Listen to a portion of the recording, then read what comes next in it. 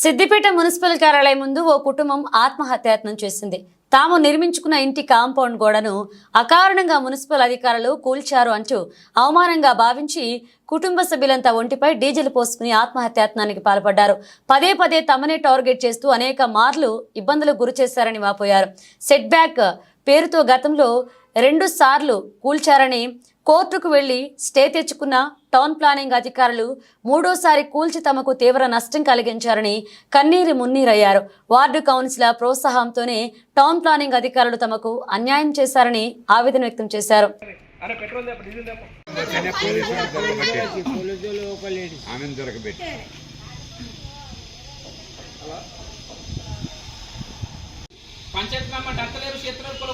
సిద్దిపేట జిల్లా కేంద్రంలోని 12వ వార్డు రాఘవేంద్ర నగర్ వీధి నెంబర్ 8లో పసుపునూరు నిర్మల కుటుంబం 2 సంవత్సరాల క్రితం ఇంటి నిర్మించుకున్నారు. ఇంటి నిర్మాణం ప్రారంభం నుంచి టౌన్ ప్లానింగ్ అధికారులు అనేక సార్లు వెళ్లి సెట్ బ్యాక్ లేదంటూ పనులను అడ్డుకున్నారు. అయితే నిబంధనల మేరకే ఇంటి నిర్మాణం చేపట్టినట్లుగా చెప్పినా వినకుండా ఇంటి ముందు ప్రహరీ గోడను కూల్చివేశారు టౌన్ ప్లానింగ్ సిబ్బంది. 2వసారి కూడా కూల్చివేయడంతో ఇంటి యాజమాని కోర్టును ఆశ్రయించి స్టే తెచ్చుకున్నాడు. అంతా సద్దుమణిగింది అనుకున్న సమయానికి మళ్లీ టౌన్ ప్లానింగ్ అధికారిని స్రవంతి అదే ఇంటికి వెళ్లి పోలీసుల సాయంతో ప్రహరీ గోడను కూల్చివేశారు. ముందస్తు నోటీసులు ఇవ్వకుండా ఎందుకు కూల్చుతున్నారు అని నిర్మల ప్రశ్నించినా వినకుండా కాంపౌండ్ ను పూర్తిగా కూల్చివేశారు. దీంతో బాధిత కుటుంబం చేసేదేమీ లేక మున్సిపల్ కార్యాలయం వద్దకు చేరుకుని తమకు జరిగిన అన్యాయాన్ని ఉన్నతాధికారులకు విన్నవించుకుందామని అనుకున్నారు. కానీ అక్కడ ఎవరూ స్పందించకపోవడంతో బాటిల్లో తమ వెంట తెచ్చుకున్న డీజిల్ ను కుటుంబ సభ్యులంతా తమ ఒంటిపై పోసుకున్నారు. అయితే విషయం తెలుసుకున్న పోలీసులు అక్కడికి చేరుకుని వారిని అడ్డుకునే ప్రయత్నం చేశారు. దీంతో కాసేపు మున్సిపల్ కార్యాలయం ముందు ఉద్రిక్తత నెలకొంది. ఈ సందర్భంగా బాధిత కుటుంబ సభ్యులు మాట్లాడుతూ తమకు న్యాయం చేయాలని అధికారులను వేడుకున్నారు. కోర్టు నుంచి తమకు అనుకూలంగా తీర్పు వచ్చిందని, అయినా వారు కౌన్సిలర్ ప్రోత్సాహంతో ప్రహరీ గోడను కూల్చివేశారని కంటతడి పెట్టుకున్నారు. ఎందుకు పదే పదే తమ వెంట పడుతున్నారని శాపనార్థాలు పెట్టింది బాధితురాలు. ఇప్పటికైనా అధికారులు స్పందించి తమకు జరిగిన అన్యాయంపై స్పందించాలన్నారు. కాంపౌండ్ గోడ తిరిగి కట్టించే వరకు తాము మున్సిపల్ కార్యాలయాన్ని వీడేదే లేదు అన్నారు. మా సిద్దిపేట రాఘవేంద్ర నగర్ రోడ్ నెంబర్ 8లో 3 సంవత్సరాల క్రితం పర్మిషన్ తీసుకుని 2 సంవత్సరాల క్రితం పర్మిషన్ తీసుకుని ఇల్లు మొదలు పెట్టుకున్నాము. సెట్ బ్యాక్ జరగలేదని చెప్పేసి రోడ్డు జరుగుతుందని చెప్పేసి ఇంకొక కంప్లీట్ 2 టైమ్స్ తీసుకుంటాం. ఇంజక్షన్ ఆర్డర్ తీసుకున్నాము. ఇంజక్షన్ ఆర్డర్ తీసుకున్నా కూడా ఇదే స్రవంతి మేడం వచ్చి కూలగొట్టింది. ఇంజక్షన్ ఆర్డర్ అయిపోయిన తర్వాత 1 సైడ్ మాకు కోర్టు నుంచి తీర్పు వచ్చింది. ఎవరు రారు, ఎవరు రాకూడదు, చేయకూడదు అని చెప్పేసి ఆయన గొడవ కట్టిన తర్వాత మళ్ళీ ఇదే స్రవంతి మేడం వచ్చి మళ్ళీ కూలగొట్టింది. దేని గుల్లగొట్టింది, ఎందుకోసం గుల్లగొట్టింది? Without notice. అది అయిపోయింది సార్. నాకు నోటీస్ వచ్చి గోడ కంపౌండ్ వాళ్ళు కులగొట్టి కూడా 1.5 సంవత్సరం అవుతుంది ఆల్మోస్ట్.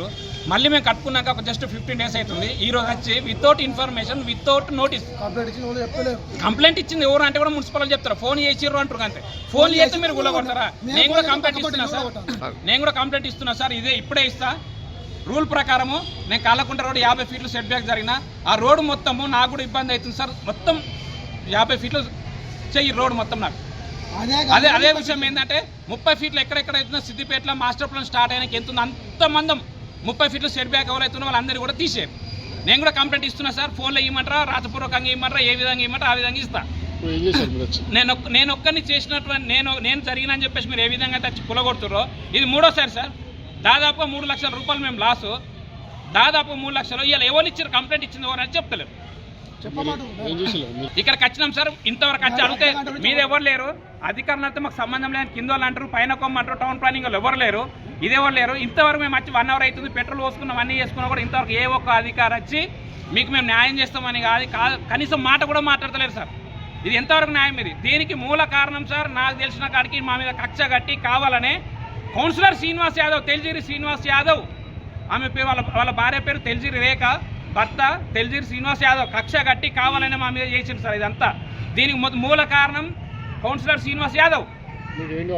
అయితే గోడ ఉందో ఆ విధంగా నాకు న్యాయం చేసి గోడ కట్టాలి. ఇదే కౌన్సిలర్ శ్రీనివాస్. అంతవరకు మేము మున్సిపల్ ఆఫీస్ మేము జరగము. ఇక్కడే మళ్ళీ పెట్రోల్ డబ్బా తీసుకొచ్చిన అంటి పెట్టుకుని మున్సిపల్ శ్రీనివాస్ యాదవ్ పేరు మీద, మున్సిపల్ కమిషనర్ పేరు మీద, టీపీ టౌన్ ప్లానింగ్ ఆఫీసర్ స్రవంతి పేరు మీద మేము ఈయన చచ్చిపోతాం అంతే.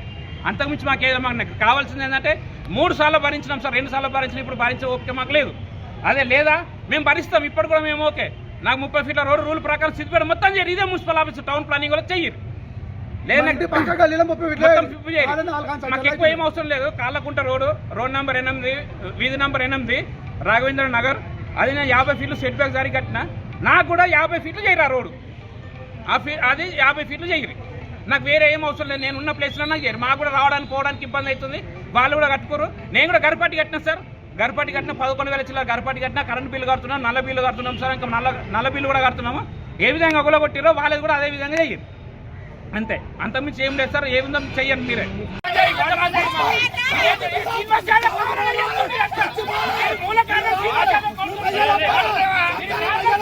ఆడ బండి వచ్చింది, 2 పోలీసు వాళ్ళు వచ్చిండ్రు, వీళ్ళు ఎవ్వరు లేరు నా కొడుకులు, నేను ఒక్కదాన్ని ఉన్నా.